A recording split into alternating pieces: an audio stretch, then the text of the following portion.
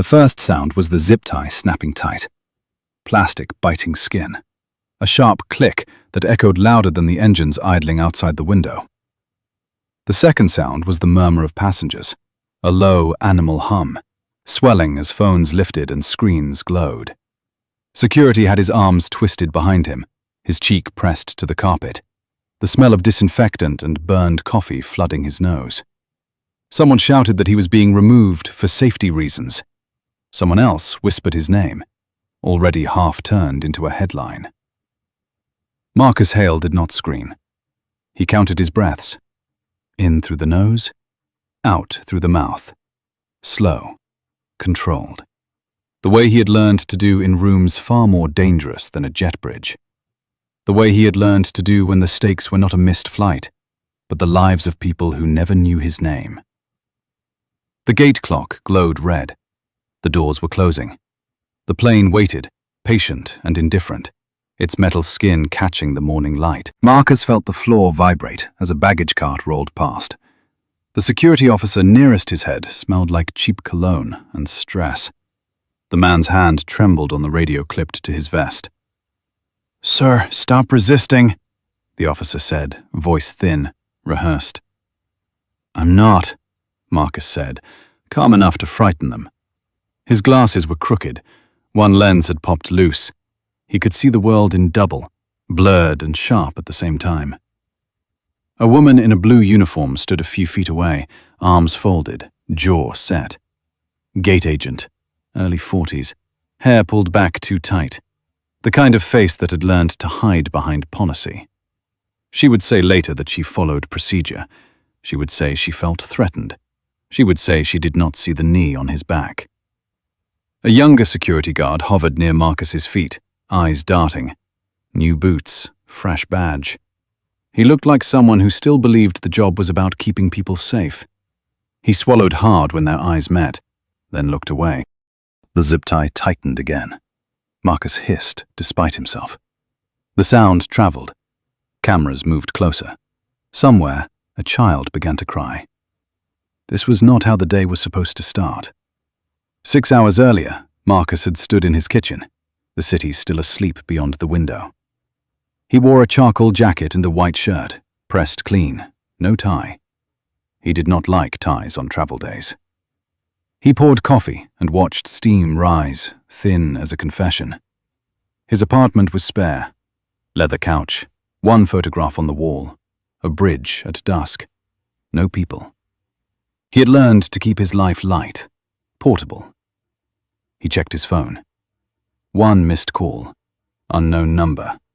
He ignored it. Another message slid in, this one encrypted, brief. All set, safe travels.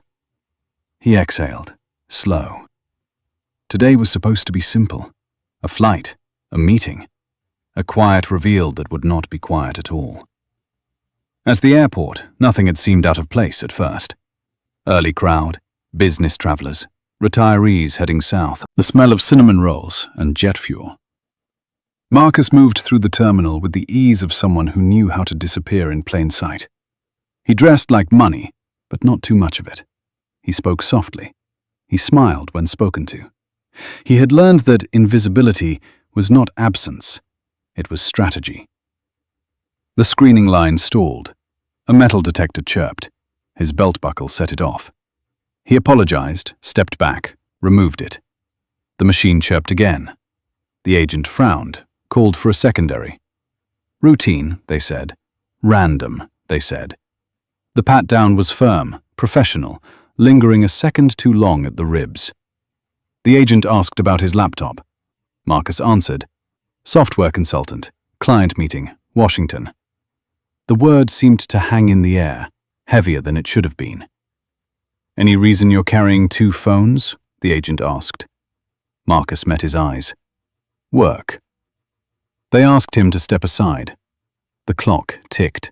His boarding time approached. He watched a family ahead of him breeze through, shoes still on, laughter trailing behind them.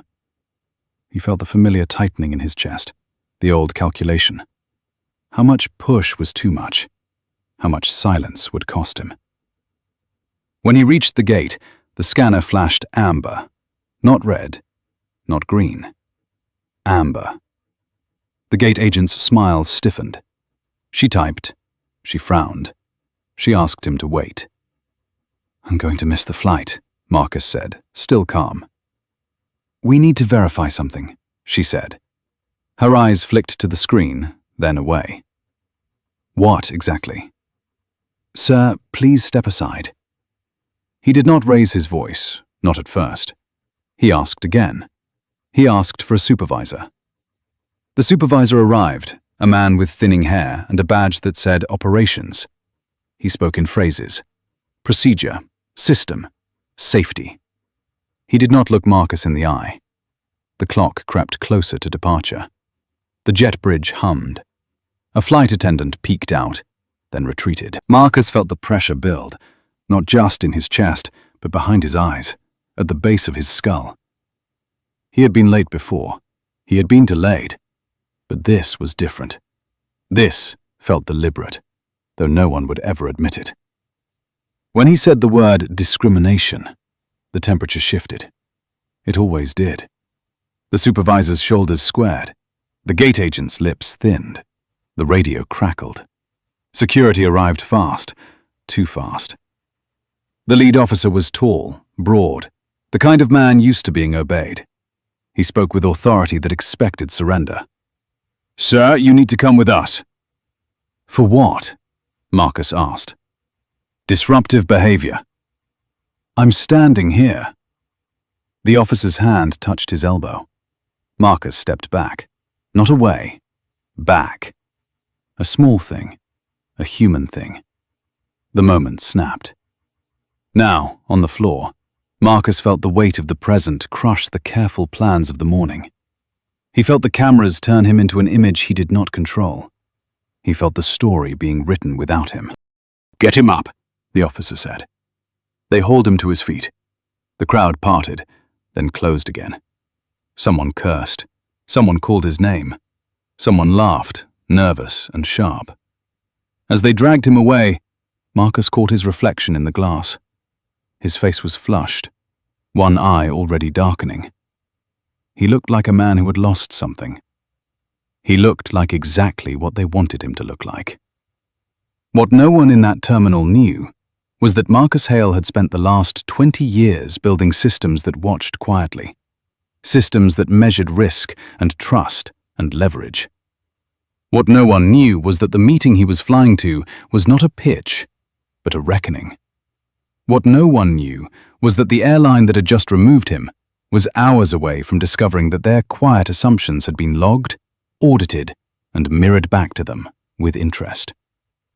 As the security door closed behind him, the sound was soft.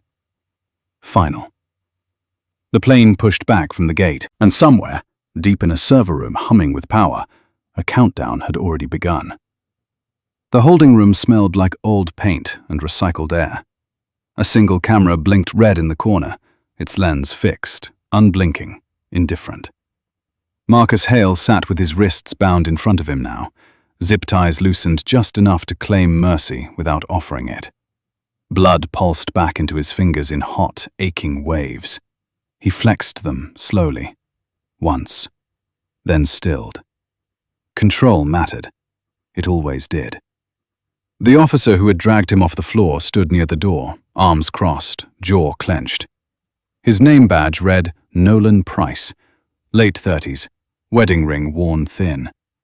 The kind of man who had learned to compartmentalize, to stack doubt neatly in a corner and call it professionalism. "You're being held until we finish a report," Nolan said. "For what?" Marcus asked, voice steady. "Exactly." Nolan hesitated. The pause was small, but Marcus noticed it. He always did. "Disruptive conduct," Nolan said. "Failure to comply." Marcus nodded once, slow. "I complied with every instruction until you touched me." Nolan's eyes flicked to the camera, then away. "You raised your voice." "So did the man at the podium," Marcus said. "So did you." Silence stretched. Somewhere beyond the wall, a cart rattled. A voice over the loudspeaker announced a delayed departure to Phoenix. Life moving on, uninterrupted.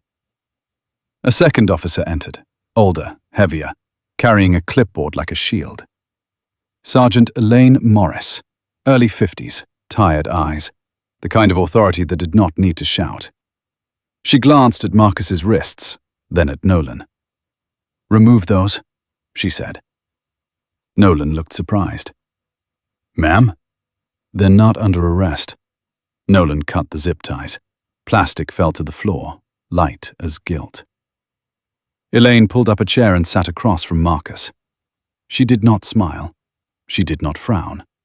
She studied him the way people did when they were deciding how much trouble someone could cause. "Mr. Hale," she said, "you missed your flight." "Yes," Marcus said. "The airline will rebook you." "I doubt that." Elaine raised an eyebrow. "Why?" "Because this was never about the flight." She watched him closely now. "You think this was personal?" "I think it was convenient." Elaine leaned back. She had heard this before. Most of the time it led nowhere. But something in Marcus's tone, the absence of panic, the precision of his words, made her pause. "What do you do for a living?" she asked. "Risk management," Marcus said. Not a lie, just incomplete. Elaine nodded, as if filing that away. "You understand that when a situation escalates at a gate, we have to act." "I understand escalation," Marcus said. "I also understand triggers." Elaine's gaze sharpened. "Explain." Marcus inhaled, slow. He chose his words carefully. When systems flag anomalies without context, humans fill in the gaps. With bias, with fear, with habit. Elaine glanced at the clipboard. The report Nolan had started was thin. Too thin. She had seen thicker ones written for less. Outside the holding room, the terminal buzzed. Phones vibrated. Notifications stacked. Somewhere, a video uploaded by a college kid with shaking hands crossed 1 million views. Somewhere else, a trader on the East Coast watched an airline stock dip, then dip again, and frowned. At the gate, the agent with the tight bun finally exhaled. The flight was gone. The problem, she told herself, was gone too. She did not see the way her hands still trembled when she reached for her water bottle. She did not hear the whisper that followed her down the concourse. She did not know her name had already been tagged. In a glass-walled office overlooking the runway, a man in a tailored suit stood with his phone pressed to his ear. He was not shouting. He did not need to. "I don't care how routine it was," he said. "Send me the footage." He listened. His jaw tightened. Outside, a plane lifted into the sky, sunlight flashing off its wings. Back in the holding room, Elaine stood. "You're free to go," she said. "For now." Marcus rose, joints stiff. "Am I cleared to rebook?" Elaine hesitated. "That's up to the airline."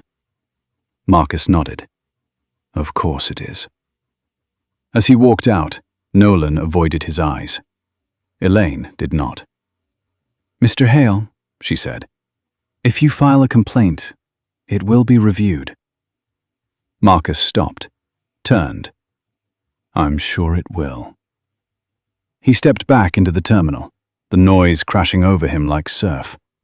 He retrieved his bag from a board attendant who did not apologize. He checked his phone for the first time since the gate. The screen lit up with missed calls, unknown numbers. One message stood out, sent 8 minutes ago. "Did they touch you?" Marcus typed back with one hand. "Yes." The reply came instantly. "We're live." He closed his eyes, just for a moment. When he opened them, the world looked sharper, harder. Across the country, in a quiet boardroom still smelling of last night's polish, a row of executives stared at a screen. The video played without sound at first. A man on the floor, Security hands. A knee. The angle was unforgiving. "Turn it up," someone said. The sound filled the room. The click of plastic. The murmur. The word safety spoken like a spell. A woman at the end of the table broke the silence. "We need a statement." "Not yet," the man at the head said. He was calm. Too calm. "Find out who he is." A tablet slid across the table. A name. Marcus Hale. A photo from a conference 3 years ago. Different lighting, different context. "Software," someone said. "Consultant." The man's eyes narrowed. For who? No one answered. Fingers flew over screens. Databases churned. A system designed to surface risk did exactly what it had been built to do. It pulled patterns. It made assumptions. In the terminal, Marcus sat alone near a window, watching planes taxi. He loosened his collar. His hands had stopped shaking. His breathing was even. Around him, people whispered. Some stared. Some looked away. A woman approached, mid-60s, silver hair, eyes sharp. She held out a bottle of water. "You okay?" she asked. Marcus took it. "I will be." She nodded, as if she understood more than she said. She walked away without waiting for thanks. On his phone, the video hit the evening news. Pundits argued. Words like protocol and compliance bounced off each other. The stock ticker crawled along the bottom of the screen, red numbers inching downward. Marcus watched without sound. He did not smile. He did not frown. He waited. Because the story everyone thought they were watching was only the surface. And beneath it, deeper currents were already shifting. The car service smelled faintly of leather and mint. Marcus sat in the back seat, jacket folded beside him, city lights streaking past the tinted window like running code. His phone rested face down on his knee. He could feel it vibrate every few seconds. A living thing, impatient. He did not look at it yet. Timing mattered. The driver glanced at him in the mirror. Late 50s. Immigrant accent softened by decades of American radio. "Rough morning," he said, not prying. "Just human." Marcus nodded. "You could say that." They rode in silence for a block, then 2. Sirens wailed somewhere far off. The driver cleared his throat. "They showed that video on the screen at the coffee shop," he said. "Didn't look right." "No," Marcus said. "It didn't." The car turned onto the freeway. Above them, a plane climbed, engines roaring, disappearing into low cloud. Marcus followed it with his eyes until it vanished. Only then did he turn his phone over. 200 unread messages, emails stacked like dominoes, missed calls from numbers he recognized and numbers he did not. He scrolled past most of them, stopped at one thread. Secure channel. No name. Just a symbol he had chosen years ago when he still believed subtlety could save people. The message was short. Market reaction accelerating. Media framing unstable. Airline legal team requesting raw footage. Marcus typed back. Hold. Do not release yet. 3 dots appeared. Disappeared. Reappeared. They're already down double digits. Marcus exhaled. Not enough, he murmured, though no one could hear him. Across town, in a high-rise conference room wrapped in glass, a different kind of silence had settled. The screens lining the wall glowed with red arrows and scrolling headlines. Phones buzzed and chimed and rang, abandoned on polished wood. The CEO stood at the window, hands clasped behind his back, watching aircraft move like obedient insects across the tarmac below. "Talk to me," he said, without turning. The General Counsel spoke first. "The video's bad, not catastrophic, yet. We can frame it as a misunderstanding. Stressful environment. Security acted out of an abundance of caution." "And the man," the CEO said. "Who is he?" Marcus Hale, the head of communications, replied. "Consultant. No criminal record, no prior incidents. Clean. Clean people don't get dragged off planes, someone muttered. The CEO turned then. His expression was unreadable. Clean people get caught in systems, he said. That's what systems are for. A junior analyst hesitated before speaking. Sir, trading desks are asking questions. There's unusual volume. Not just retail. Institutions. The CEO's eyes narrowed. Why? We don't know yet. He did not like that answer. Back in the car, Marcus's phone buzzed again. This time, a call. He answered without looking at the name. They're spinning already, a woman's voice said. Calm, controlled. They're saying you were agitated, non-compliant. Marcus leaned his head back against the seat. Of course they are. Do you want to respond? Not yet. A pause. The board is convening an emergency call. Marcus smiled, small and humorless. Good. The car exited the freeway.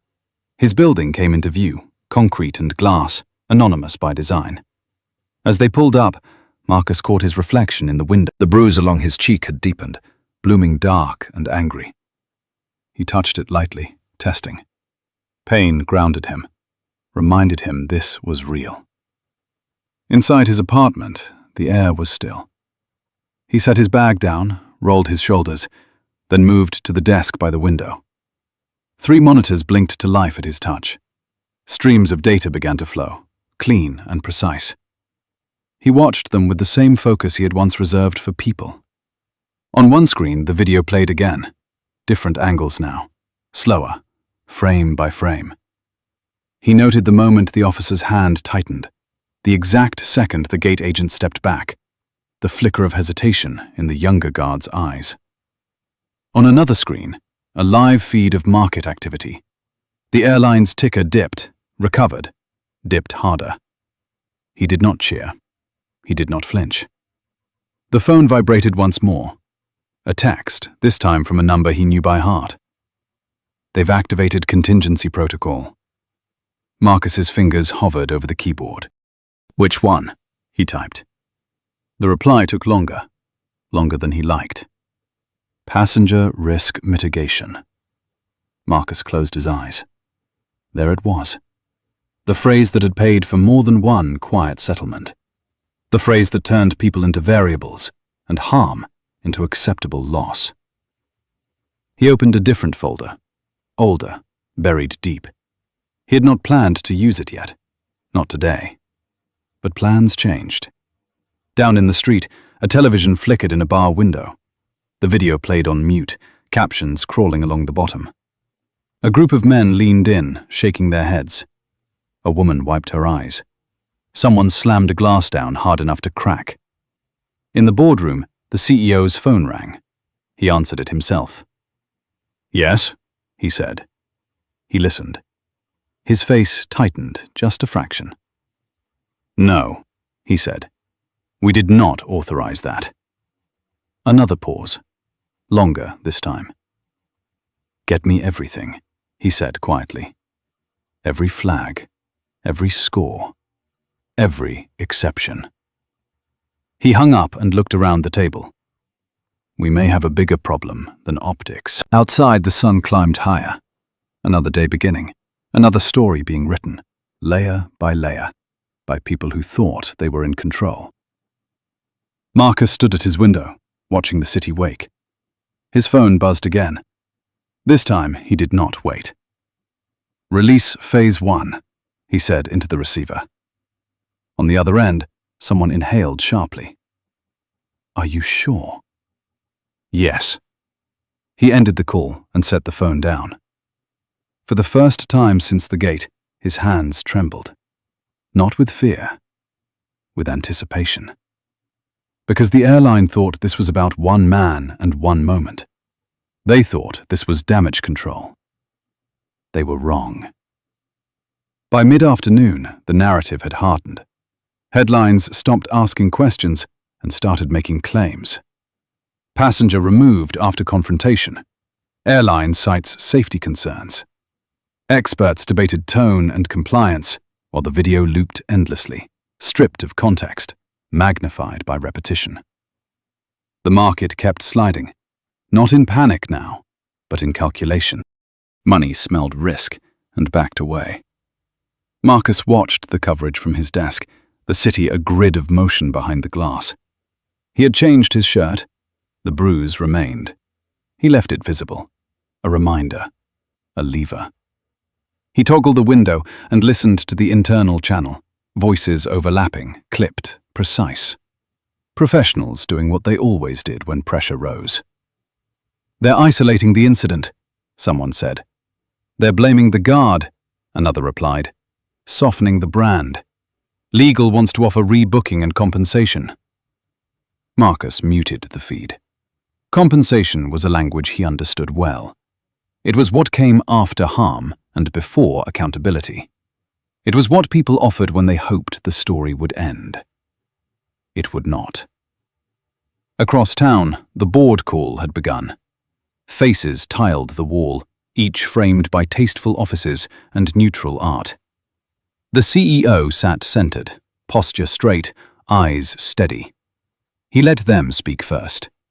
Fear needed room to reveal itself. "We're seeing sustained sell pressure," the CFO said. "Not catastrophic, but accelerating. Public sentiment is volatile," communications added. "We can recover if we move fast." Legal cleared her throat. "We need to control disclosure. No internal systems. No technical language. Keep it human." The CEO nodded. Agreed. A hand rose at the edge of the screen. The head of operations. "There's something else." The CEO waited. "The gate flag," operations said. It wasn't manual. Simon's. Not the comfortable kind. "Explain," the CEO said. Operations swallowed. "The secondary verification. It triggered automatically." The CEO's gaze sharpened. "On what basis?" Operations glanced down. "Composite score." The CEO leaned forward. "I asked a simple question." Another voice joined, technical, precise. "Behavioral proxies," the voice said. "Travel pattern, timing, device profile, nothing protected, all compliant." "Compliant with what?" a board member snapped. "With policy," the technician said. "Approved policy." The CEO raised a hand. Enough. He exhaled once, slow. "We are not discussing architecture on this call." "But the press is asking," communications said. "They're circling." "Then give them a statement," the CEO said. "And buy time." Back in his apartment, Marcus opened the folder he had avoided. The files were old, stamped and cross-referenced, notes in margins written by people who had believed they were fixing things quietly. He scrolled, eyes moving fast. The language was cautious. No villains, no slurs, just percentages and thresholds and trade-offs. Acceptable loss, disparate impact mitigated by efficiency. He selected 3 documents. Not the worst, not yet. Enough to raise questions, enough to make denial expensive. His phone rang. Unknown number. He answered. "Mr. Hale," a man said, breathless but controlled. "This is corporate relations. We want to resolve this." "Resolve what?" Marcus asked. "Your experience." "My experience isn't the issue," Marcus said. "Your system is." A pause, papers shifting. "We don't agree with that characterization. I'm sure you don't." "We're prepared to offer compensation," the man continued. "And an apology." Marcus looked at the city. Sunlight flashed off a passing train. Public or private? Another pause. Private. "Then, no," Marcus said. The man tried again. "You have to understand the environment we operate in." "I understand it better than you think." The call ended without goodbye. Outside, A protest began to coalesce, small at first. A few people with signs, phones raised. The news vans arrived quickly. The camera loved a crowd. It made the story feel bigger than it was, or smaller. Perspective did the rest. In the terminal, Nolan Price sat in his car, hands on the wheel, engine off. He stared at his reflection in the windshield, distorted by the glass. He replayed the moment over and over. The step forward, the grip, the weight. He told himself he had followed training. He told himself it was a bad angle. He told himself a lot of things. None of them helped. He opened his phone. The video stared back at him. His own voice, thin and sharp, telling a man on the floor to stop resisting. Nolan closed his eyes. His radio crackled on the seat beside him. He did not pick it up. In the boardroom, the CEO's phone buzzed. A message from an analyst. He read it once, then again. "What is it?"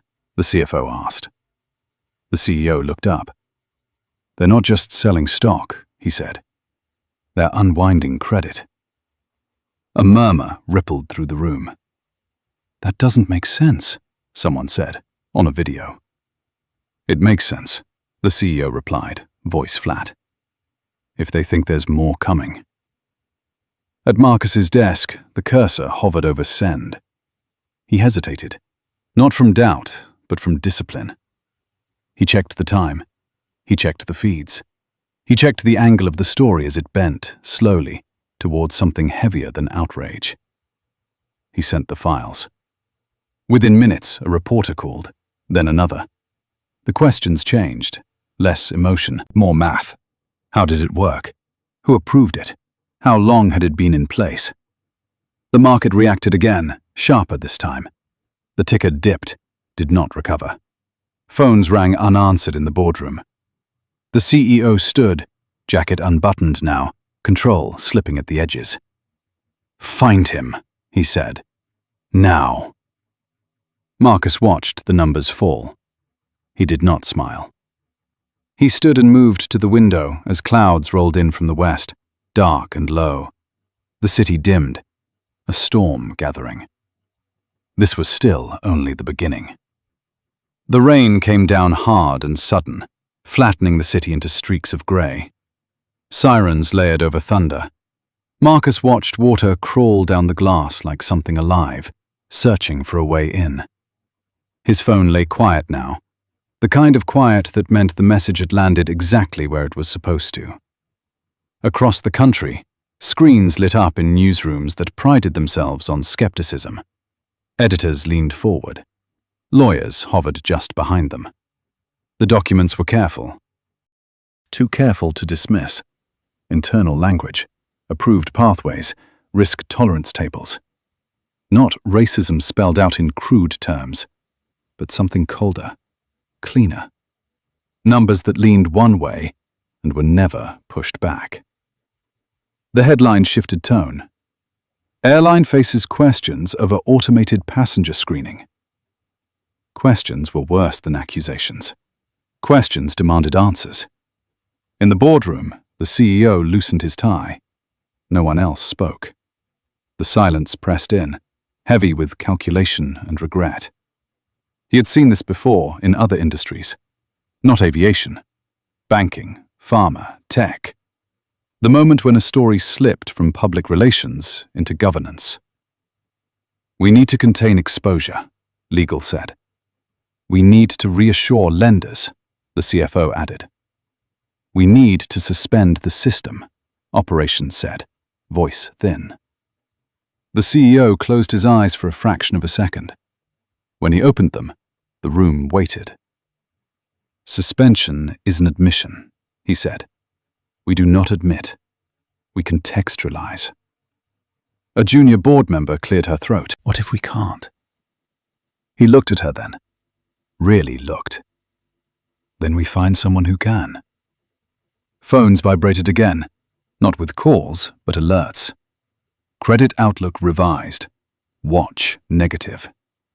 A phrase that made banks nervous and investors itchy. The CFO's hand tightened around his pen. At the airport, The terminal looked the same as it always did.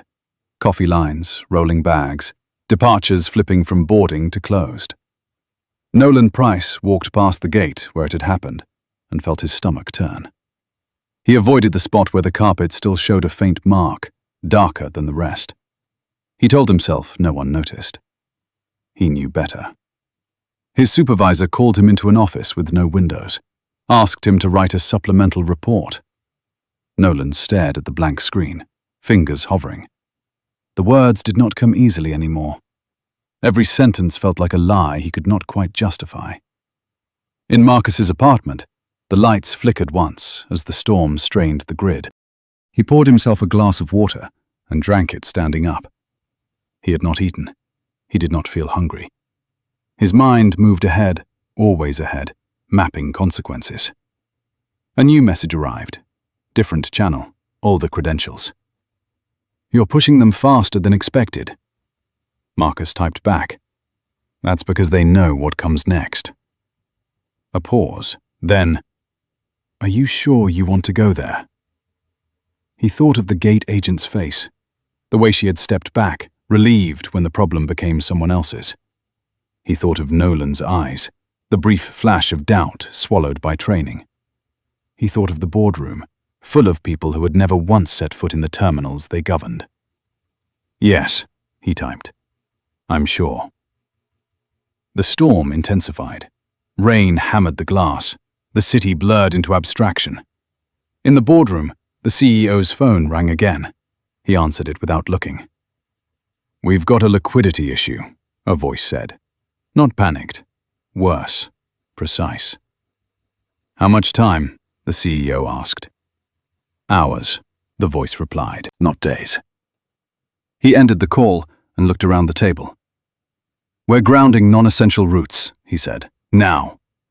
"That will leak," communications warned. "Everything leaks," he replied. "Do it anyway." Screens refreshed. The stock dipped again, sharper than before. Analysts stopped using the word temporary. At a cable news desk, a host leaned into the camera. "This is no longer just about one passenger," she said. "This is about how decisions are made when no one is watching." The phrase caught fire. Marcus sat back down at his desk and opened the final file. He had hoped to never use it. He had kept it sealed not out of mercy, but out of respect for the weight it carried. This one named names. Not engineers, not guards.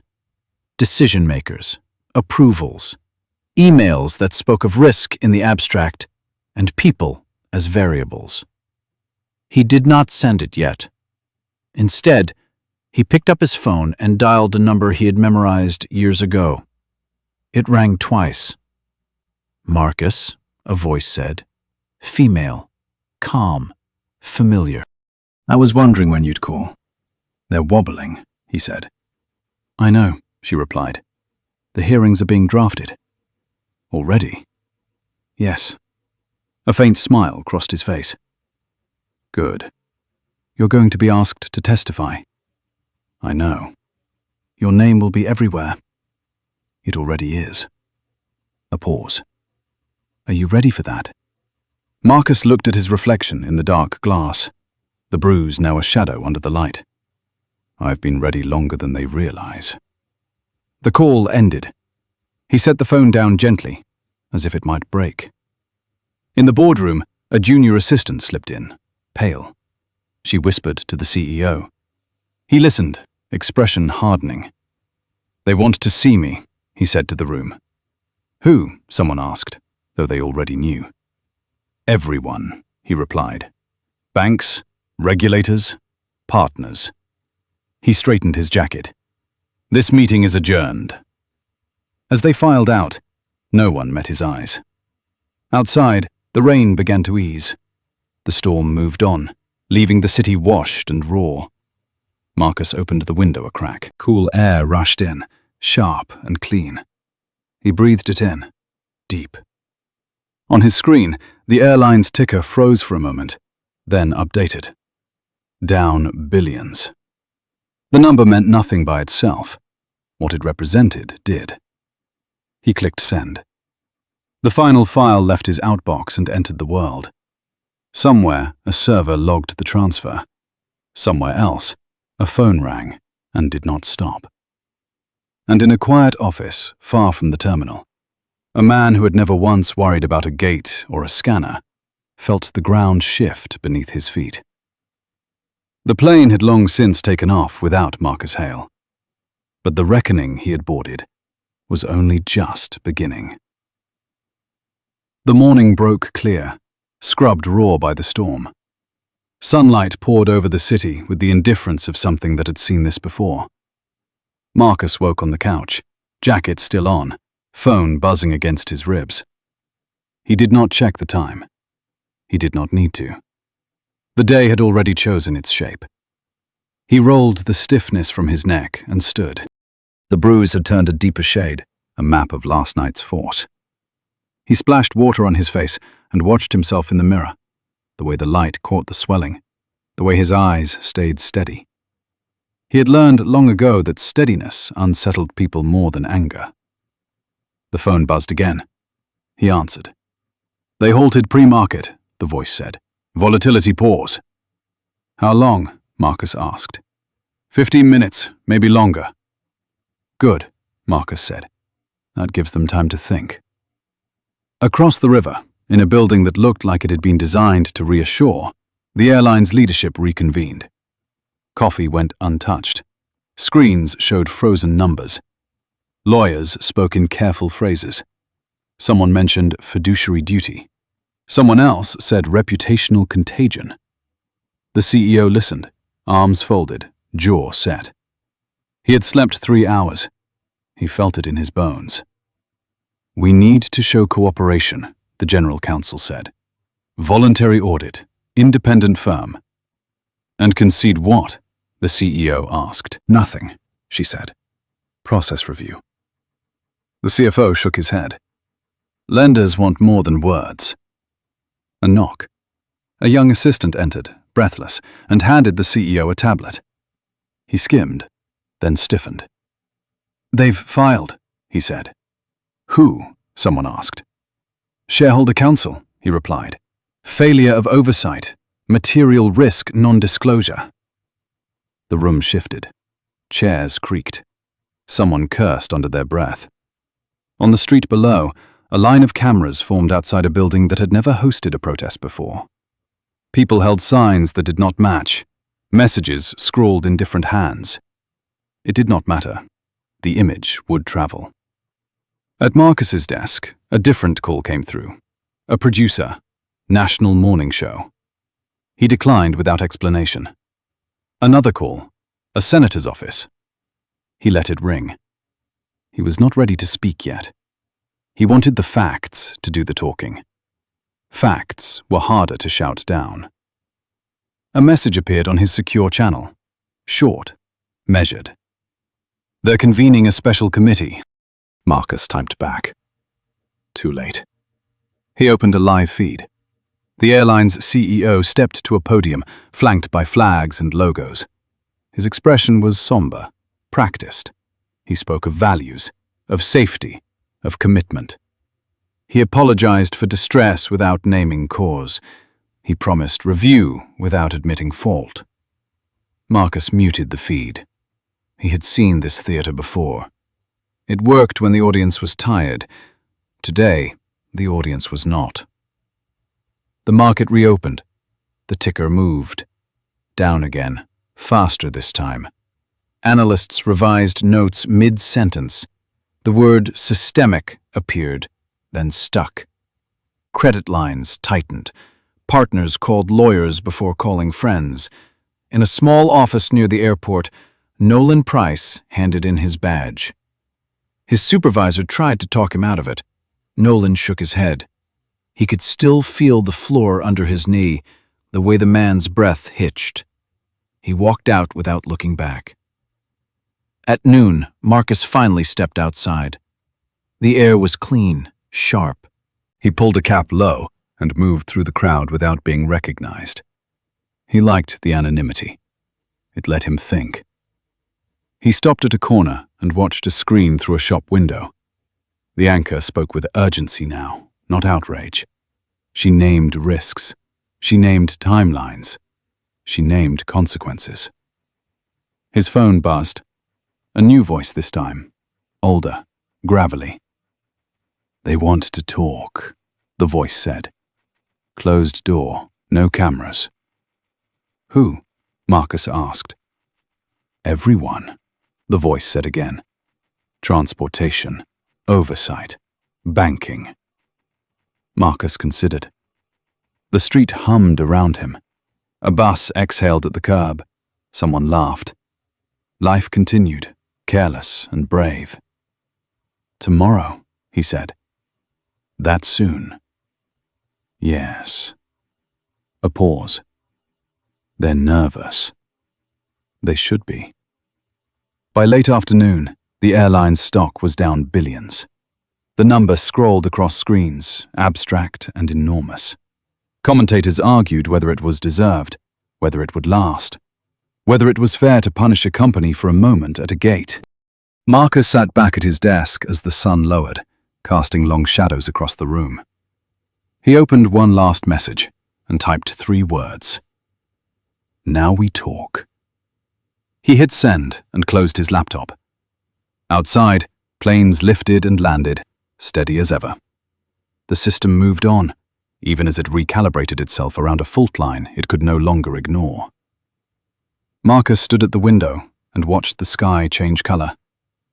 He did not feel victory. He felt weight.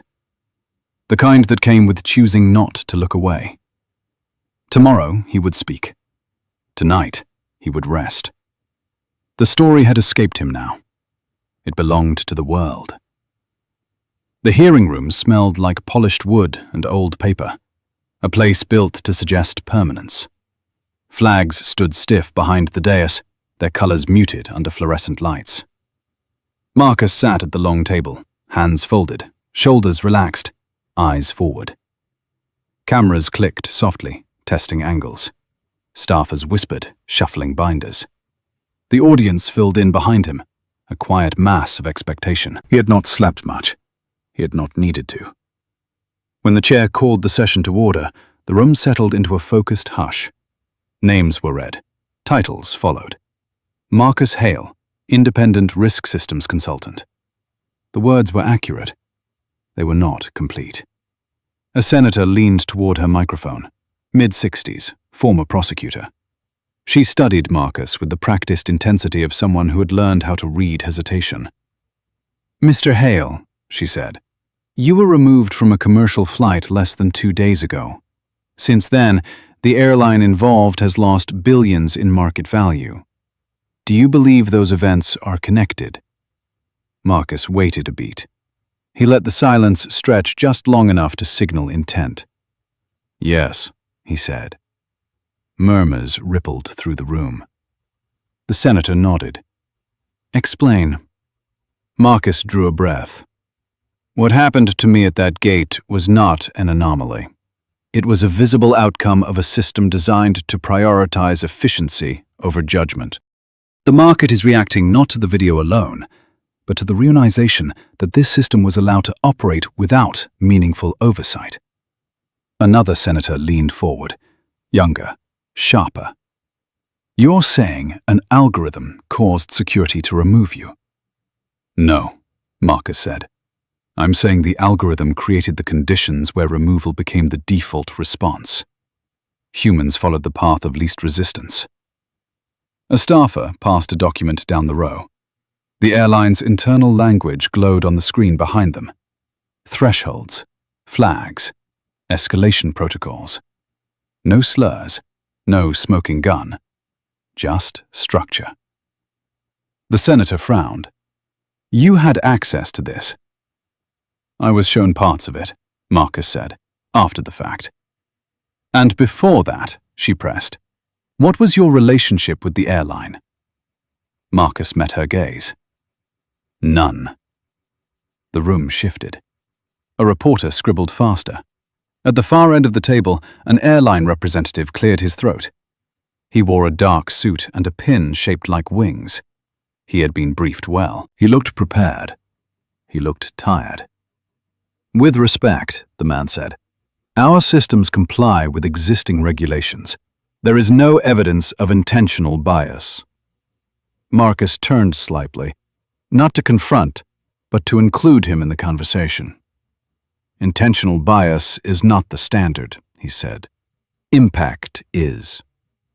The chair raised a hand. "Mr. Hale," she said, "you are not under oath as an expert witness today.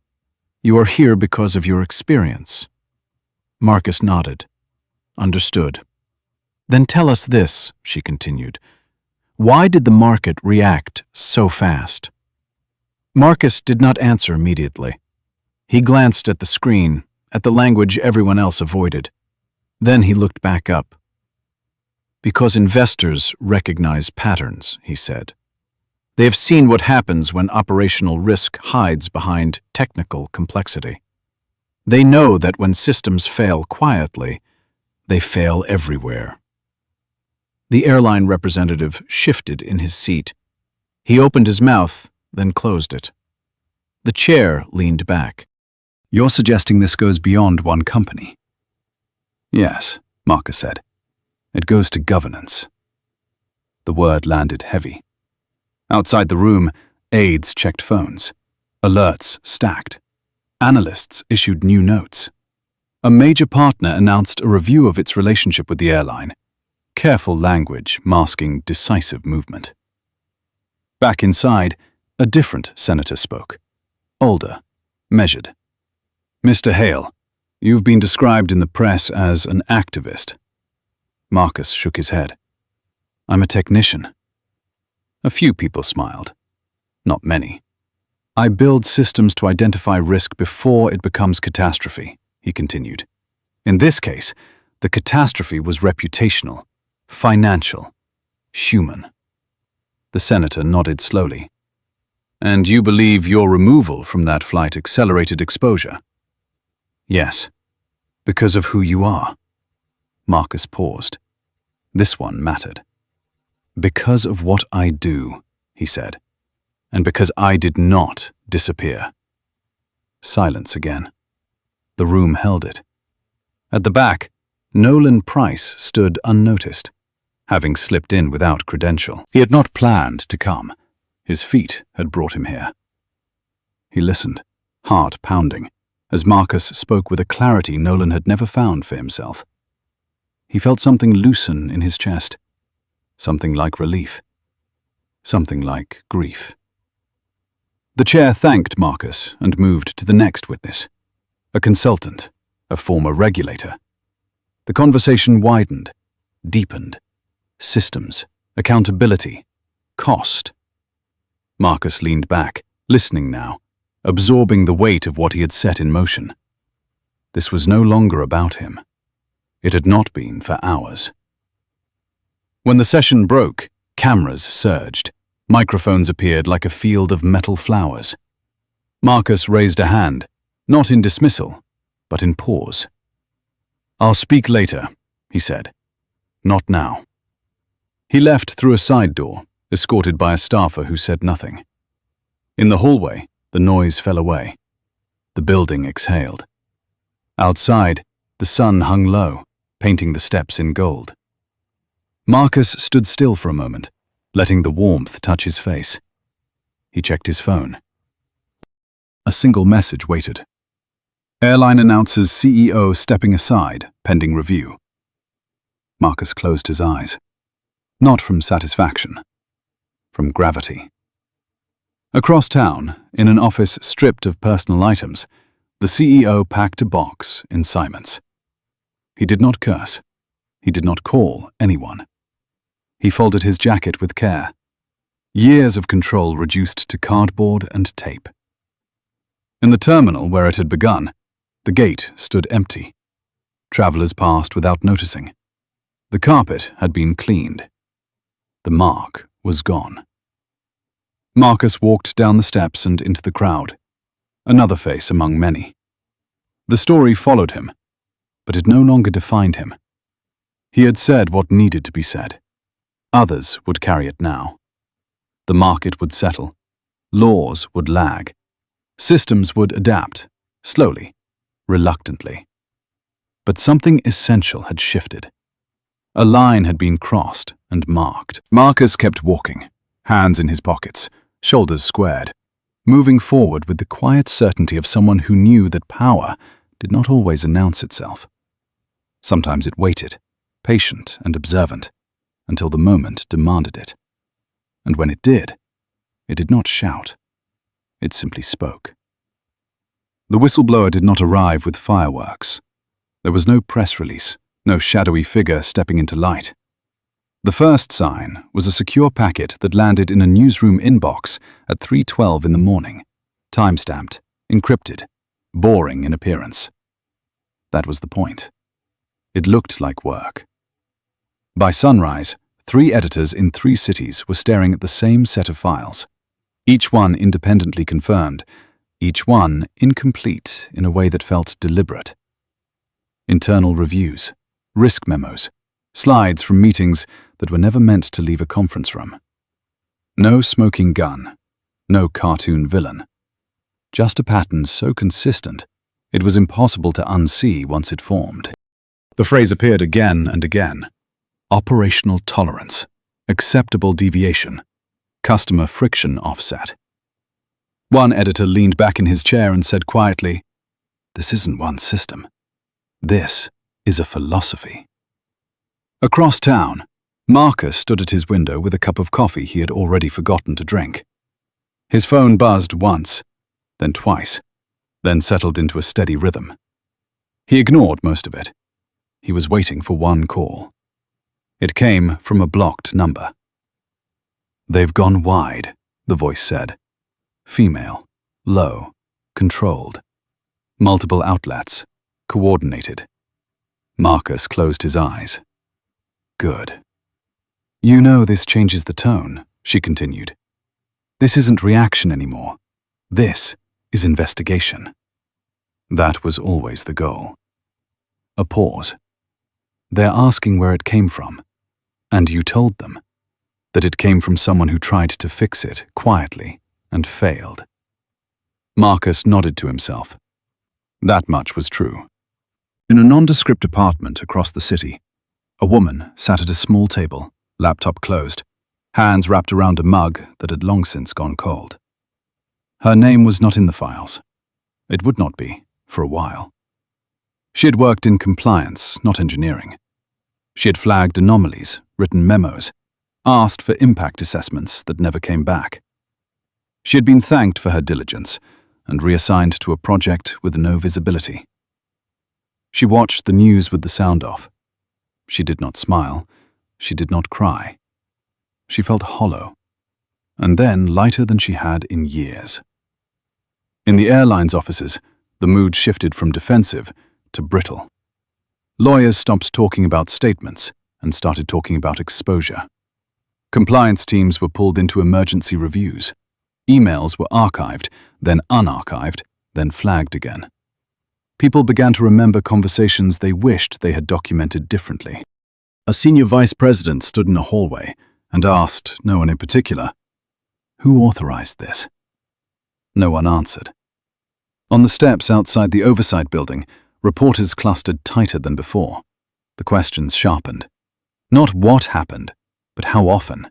Not who was responsible, but who knew. The word whistleblower made its way into headlines, tentative at first, then bold. Marcus watched from a distance.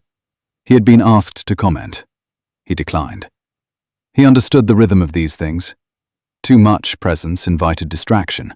Silence let the facts breathe. His phone buzzed again. A text this time, from an unknown contact. "You don't know me, but thank you."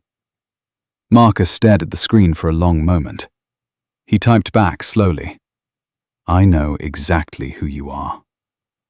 Across the river, a closed door opened onto a room filled with people who had spent their lives shaping narratives. They spoke now in lower voices. Someone mentioned immunity. Someone else mentioned cooperation. The word severance hung in the air, fragile and obscene. The airline released another statement. This one longer, this one heavier. It acknowledged internal review. It announced leadership changes. It pledged transparency. The market barely reacted. Promises had lost their power. By evening, the story had metastasized. Other airlines announced audits preemptively. Trade groups called for standards. Consultants filled panels, explaining risk models in plain language for the first time. The question was no longer whether the system was flawed. It was how long everyone had lived with it. Marcus sat back at his desk as dusk settled. He opened a folder he had not touched since the night before. The final file was still there, unopened. He did not need it now. Not yet. The pressure was moving in the right direction without it. His phone rang. This time, he answered. "They want the source," the voice said. "Subpoenas are being discussed." Marcus's jaw tightened. She didn't sign up for that. No, the voice agreed. But she's protected, for now. For now isn't enough. We're working on it. Marcus stood and walked to the window. The city lights flickered on one by one. "Make sure she has counsel," he said. "The right kind." "She already does." A faint exhale escaped him. Relief, brief and incomplete. In the terminal where it had begun, a new training poster went up near the gate. Smiling faces, words about de-escalation. People walked past it without reading. Change never announced itself with banners. It arrived quietly, resisted fiercely, then normalized. Marcus picked up his jacket and headed for the door. He did not know where the next step would take him yet. He only knew it would not be backward. As he stepped into the hallway, his phone buzzed one last time. A notification from a financial channel. Another downgrade. Another partner suspending ties. He slipped the phone into his pocket and kept walking. Somewhere behind him, a system built on silence began to fracture under the weight of its own records. And somewhere ahead, a reckoning continued to gather shape. No longer centered on one man, but on everything his removal had revealed. Nolan Price did not sleep that night.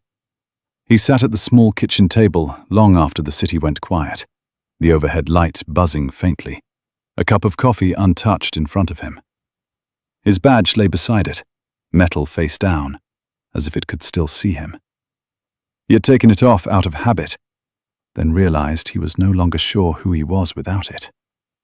The video played again on his phone. He told himself it would be the last time. It never was. He watched the moment frame by frame, the way Marcus's body stiffened when Nolan's hand locked in, the fraction of a second when Nolan could have loosened his grip and chose not to. Not out of hatred, out of training, out of momentum, out of the quiet fear that hesitation made you weak. He muted the sound this time. It did not help. His wife came out of the bedroom, robe wrapped tight, eyes tired but alert. She looked at the badge, then at him. She did not ask what happened. She already knew. Everyone knew. "You didn't hurt anyone before this job," she said softly. Nolan rubbed his face with both hands. "I don't know when that changed." She sat across from him. "Do you still believe what you wrote in your report?" He opened his mouth, then closed it. The answer was there, heavy and undeniable. He shook his head. The next morning, Nolan walked into the airport security office for the last time. The fluorescent lights felt harsher than usual, the air thinner. Conversations stopped when he passed. Some looks were sympathetic, others were guarded. No one wanted to be too close to the man whose face was now everywhere. His supervisor called him in, shut the door, lowered his voice. "Internal review," he said, "for optics. Keep your head down. Let legal handle it." Nolan stared at the man. "And if they ask me to lie?" The supervisor sighed. "They won't call it lying." Nolan nodded slowly. He stood. "I'm done." The supervisor blinked. You can't just walk away." "I already did," Nolan said, and placed the badge on the desk between them. Outside, the terminal hummed like it always had. Families, suits, wheels on tile. No one stopped him as he walked out. No one should have. He was not important anymore. That was the point. By afternoon, the story had shifted again. Not dramatically. Quietly. A short article appeared online. Security officer involved in removal resigns amid review. No quotes, no absolution. Just a fact, placed carefully between market updates and weather. Marcus saw it while scrolling late in the day.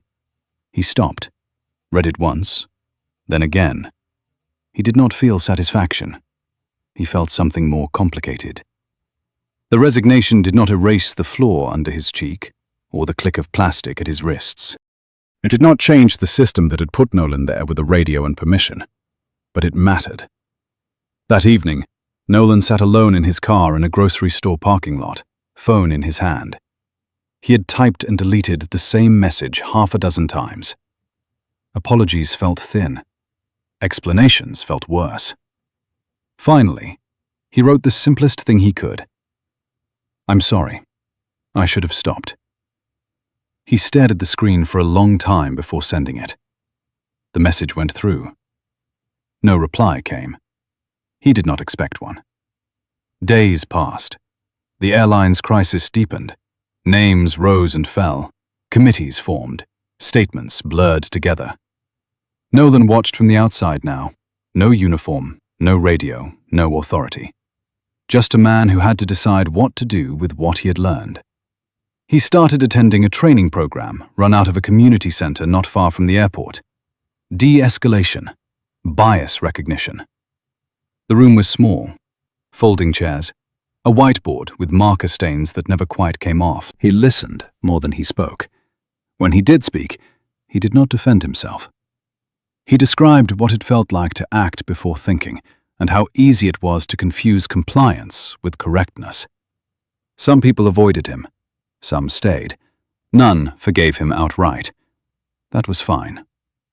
Weeks later, Marcus received an email from an address he did not recognize at first. The message was longer than the text Nolan had sent, but still careful. No grand claims, no request for mercy. Just an acknowledgement of harm, and a commitment to do something different with what remained of his career. Marcus read it twice. He did not respond immediately.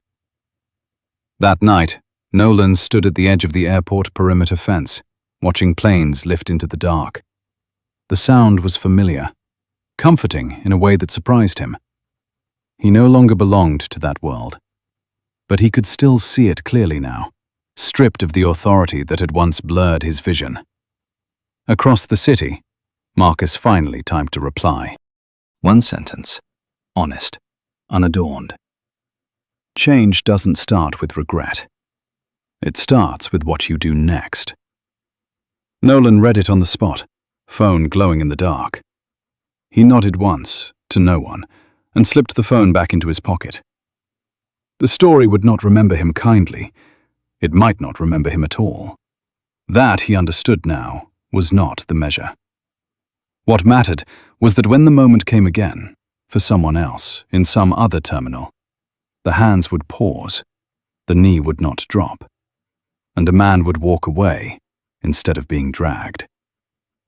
Nolan turned from the fence and headed back to his car, the roar of engines fading behind him. The plane lifted smoothly, almost gently, as if it knew this flight mattered more than most. Marcus Hale felt the pressure ease against his back, the low vibration of the engines settling into a steady hum that traveled through the floor and into his bones. He did not close his eyes.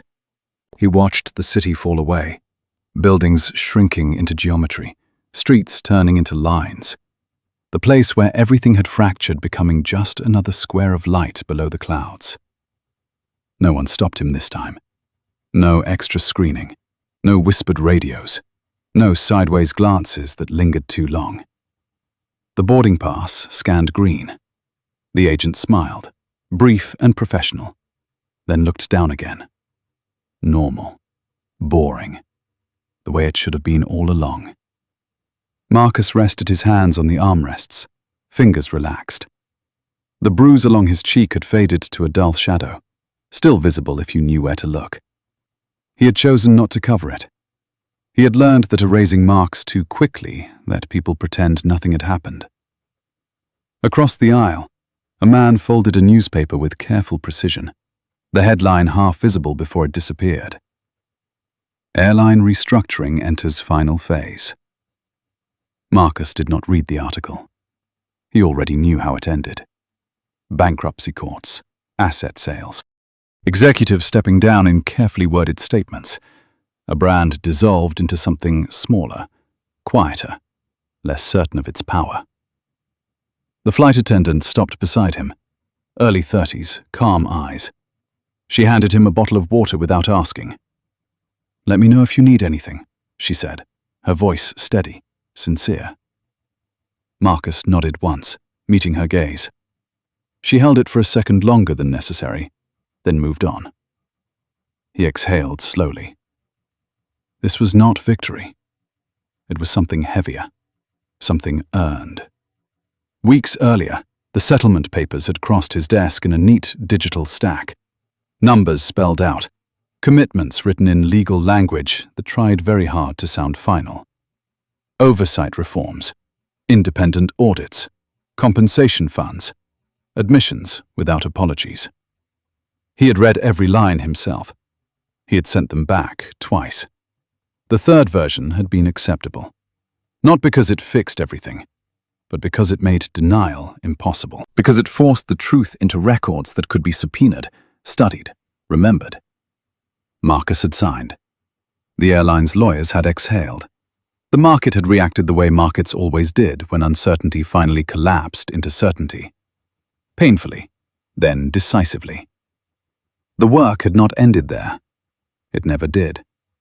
He had spent long days in windowless rooms, explaining risk models to people who preferred morality to be simple. He had testified without raising his voice. He had refused offers that smelled like shortcuts. He had learned the exact cost of being right in public. The cabin lights dimmed. Outside the window, the clouds stretched white and endless, like an unmarked page. Marcus allowed himself to lean back, just slightly. His reflection stared back at him in the glass, older than it had been a month ago, sharper around the eyes. He accepted that. Change always left a mark. In another city, Nolan Price stood in the back of a community center classroom, hands clasped, listening as a young officer spoke about restraint. Nolan no longer corrected anyone. He no longer explained intent. He shared his story when asked, and stayed quiet when he was not. That was his work now. It was enough. In a courthouse downtown, a judge signed an order dissolving a corporate entity that had once flown millions of people every year. No gavel, no speech. Just ink on paper and a clerk stamping a date. The system did not celebrate. It adjusted. The plane leveled off. Marcus opened his laptop, not to work, but to write. Not a report, not testimony. A message to a small team scattered across time zones, people who had chosen patience over spectacle. He thanked them without flourish. He told them to rest. Tomorrow would come fast. He closed the laptop again and looked around the cabin. People slept. People scrolled. People trusted the invisible systems holding them in the air. That trust mattered. It always had. Marcus thought of his mother, of the way she had taught him to stand straight even when no one was watching. He thought of the gate, the floor, the sound of plastic tightening. He thought of how close he had come to being reduced to a footnote. Then he thought of the documents, the hearings, the quiet moment when the truth finally outweighed convenience.